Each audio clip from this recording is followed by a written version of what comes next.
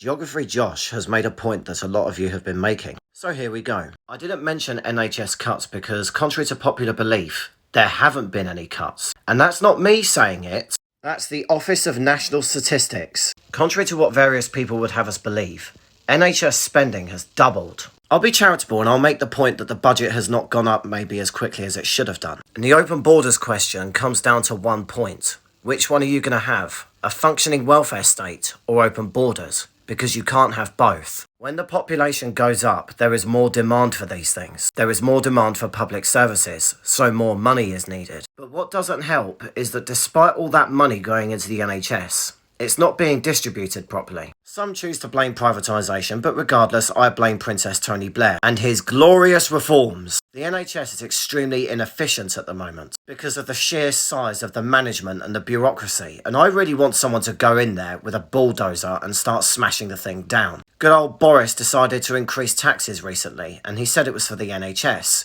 But he didn't say what it was for. Was it for new hospitals, more staff, more GPs, a pay rise for those working on the front lines? No. It was for diversity and inclusion departments. And if you don't know what that is, imagine someone sitting in HR on a triple-figure salary whose entire job is to go, nope, we need more homosexual people. Nope, we need more Asian people. Nope, we need more brown people.